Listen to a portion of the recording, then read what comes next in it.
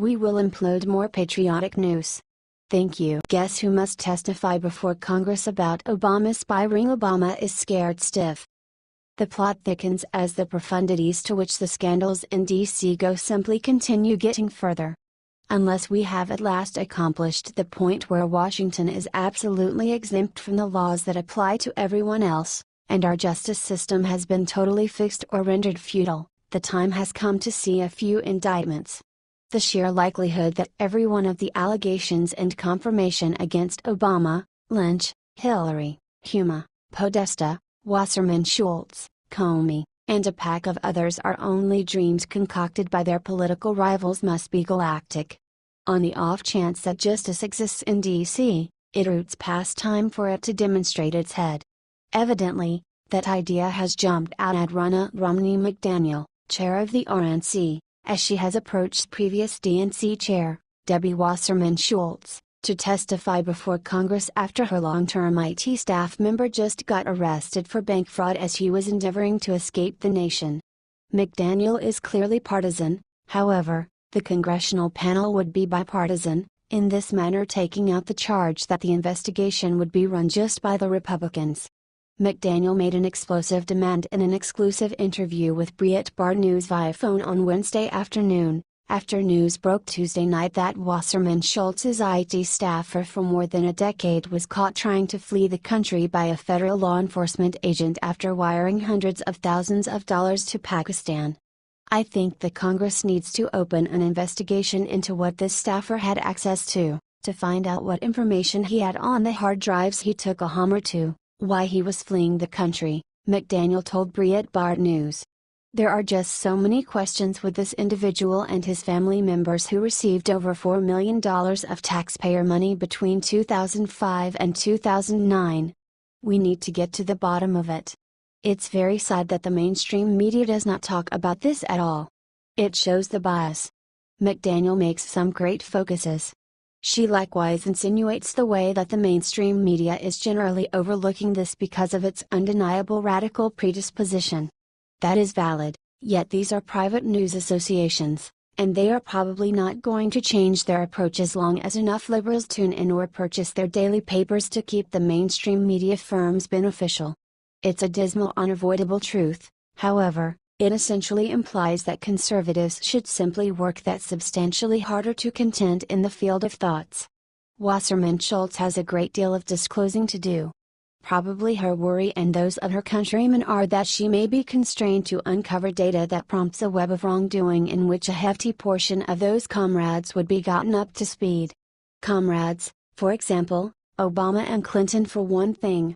Debbie Wasserman Schultz absolutely needs to testify and explain why this individual was on a payroll paid by taxpayer until yesterday, as he was fleeing the country, on top of the fact that they had removed his access to congressional computers in February, McDaniel said.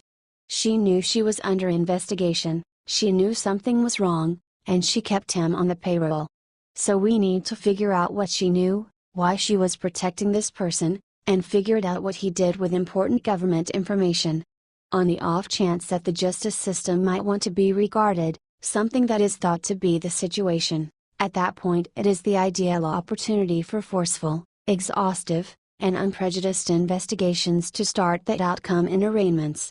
The steady politicization of each potential criminal issue just leads Americans to presume that most everybody in Washington is abnormal to some degree, and this does the country no great by any means. The media can make every one of the clamors it needs on the two sides of the issue. The justice system must not be a media-driven association but rather a reality-driven one, honing strong, demonstrated investigative methods. In the event that Congress needs to hold hearings to find actualities that assistance, fine. In any case, it's a great opportunity to see justice in real life. What do you think about this? Do not hesitate and write your thoughts in the comment section below. Thank you for reading. H. T. Briet.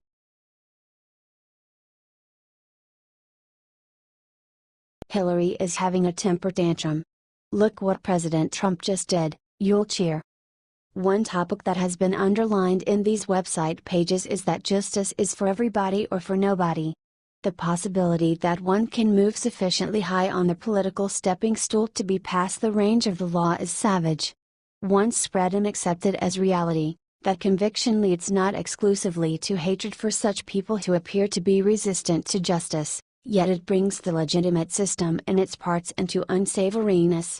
A general public that sees the law as a wiped-out joke is a general public in a sensational decrease. Is there any uncertainty that if a normal representative with top mystery trusted status in one of our knowledge offices were to have done what overpowering proof focuses on what Hillary has done, that such a man would be confronting different criminal accusations? Assuming this is the case, why isn't she? Up until now, the main answer is that she is Hillary. That is sufficiently bad.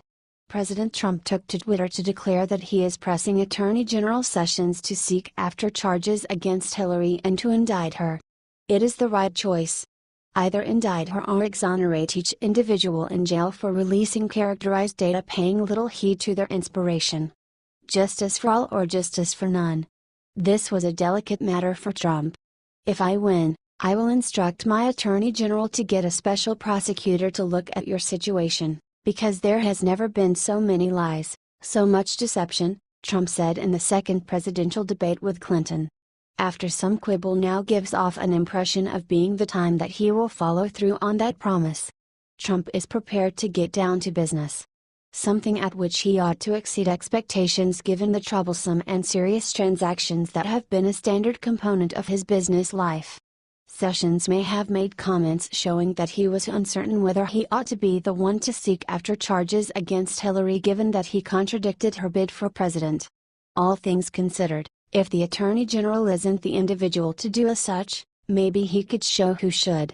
All things considered, he is the country's central law authorization officer. It is not his business to release lawbreakers free.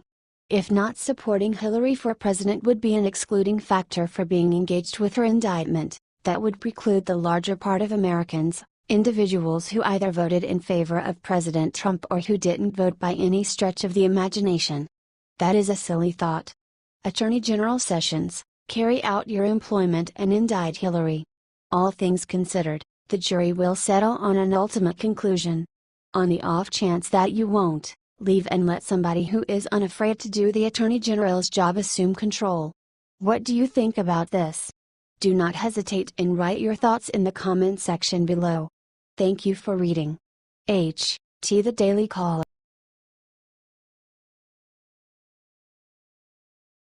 Resignation? Major scandal just erupts on top Democrats, you'll be speechless? It may be the case that the subject of about alleged collusion between President Trump's campaign team and the Russians may be essentially an instance of the Democrats attempting to produce an outrage before their own particular broke the news.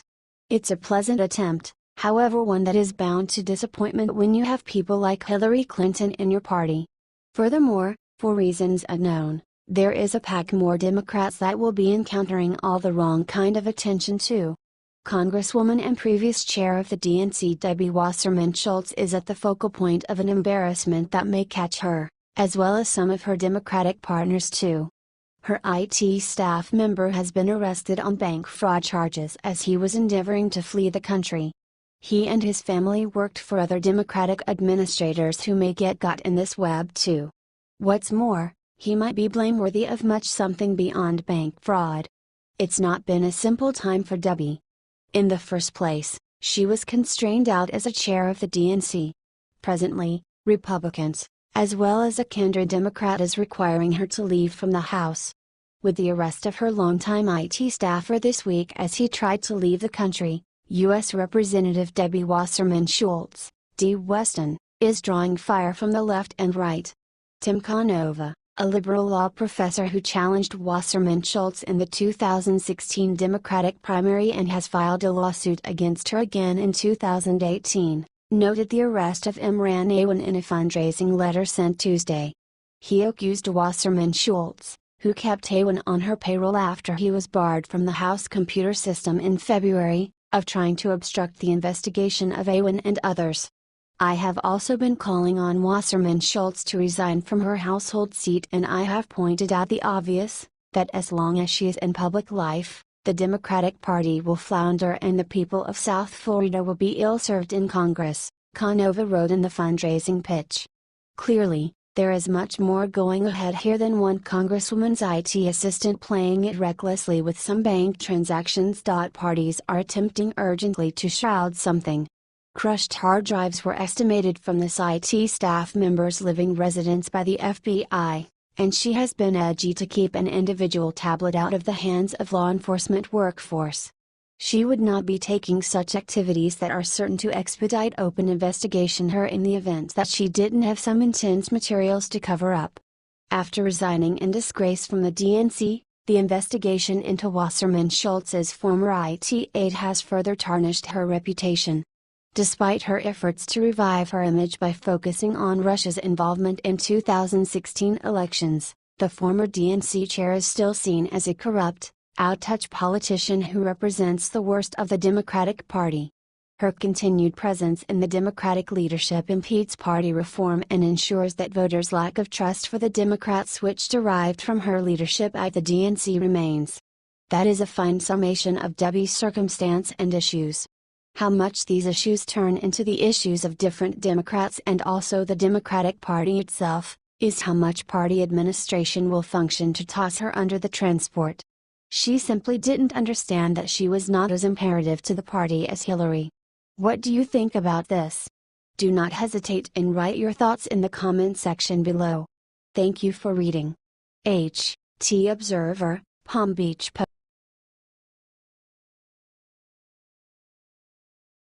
$780 billion victory. House GOP just passes $780 billion bill. President Trump finally has the money he needs to. President Donald Trump is one bit nearer to following through on a promise he made to the Americans. All through his fruitful campaign, he said he'd stop the interminable flood of unlawful migration that has pushed a once proud nation to the brink of collapse. He swore he'd do all that he could to secure Americans and recover this country on its feet, and that incorporates things like a travel forbid that prevents terrorists from entering the nation. Maybe most dubious is the oft-debated southern border wall, which liberals love to loathe and ridicule, while in the meantime offering no arrangement at all for the illicit movement issue. Indeed, their answer is to overlook it or imagine there is no issue. Yes, ostrich disorder runs widespread among the misleading left. Be that as it may, now, the House of Representatives has given Trump and genuine patriots around the nation a colossal triumph. They've passed a $788 billion spending package, which incorporates funding for the military and, yes, a border wall amongst Mexico and the United States. Via Independent Journal Review, citing the Associated Press, the legislation passed on a 235-192 vote and is likely to face tough Democratic opposition in the Senate. In addition to the border wall financing, the spending package contained funding for military pay raise and an increase for veterans programs. Although the border wall reportedly received low public approval in the polls, the Republicans gave Trump the necessary funding. House Majority Leader Kevin McCarthy, R. California, suggested Trump got, or would eventually, get as much funding as he requested for the border wall. Every single dime the president asked to start building a wall on our southern border, he's going to get, McCarthy said. Obviously, House Minority Leader Nancy Pelosi scrutinized the bill since it skirted a $70 billion spending limit put on the military. Yes, Nancy, it breaks that utmost yet in the event that we don't accomplish something now to shield ourselves from individuals of your kind, we will transform into parts of Europe, which is going up on fire at the present time. That ought to be a lesson to us with respect to movement and relocation. However, once more, liberals would rather stick their hands in the sand and chant kumbaya in light of the fact that they can't deal with reality. Obviously, they never could. Which is the reason we're in this circumstance. What do you think about this? Do not hesitate and write your thoughts in the comment section below. Thank you for reading. TIJR, Associated Press.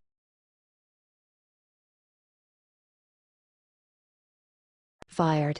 White House leaker who sabotaged President Trump fired. It's about time. No association capacities without the capacity to hold a few issues in confidence. While the legislature has an extraordinary commitment to the general population, that does not imply that everything that is done inside each part should be open learning. That is self-evident. The individuals who break that confidence, particularly for private pickup, should be fired. It's quite recently that straightforward.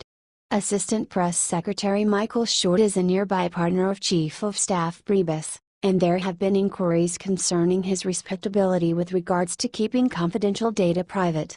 Truth be told, there have been a few murmurings with respect to whether Mr. Priebus has shown the most extreme inconstancy in such issues. Presently, Michael Short has been fired by the new White House Communications Director Anthony Scaramucci. The inquiry stays with reference to who else may be on the hacking obstruct as President Trump tries to plug the releases that have tormented his organization. Could Priebus, himself, be next to go? Breitbart reports that Michael Jackson has been terminated from the White House Communications Office. Short, an ally of the White House Chief of Staff Reince Priebus and now former Press Secretary Sean Spicer, who resigned last week, was terminated on Tuesday by new White House Communications Director Anthony Scaramucci. Politico's Tara Palmieri was the first to report the news. Newly appointed White House Communications Director Anthony Scaramucci said on Tuesday that he plans to dismiss Assistant Press Secretary Michael Short, Palmieri wrote on Tuesday morning. It would be Scaramucci's first step towards shaking up the communications shop, which was dominated by former Republican National Staff staffers loyal to White House Chief of Staff Reince Priebus, a former RNC chairman. Better late than never.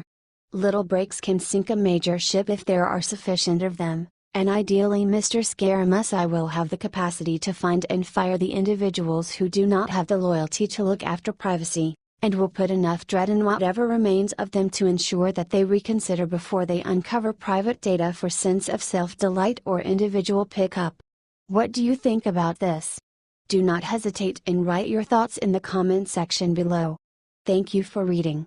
H.T. Right Wing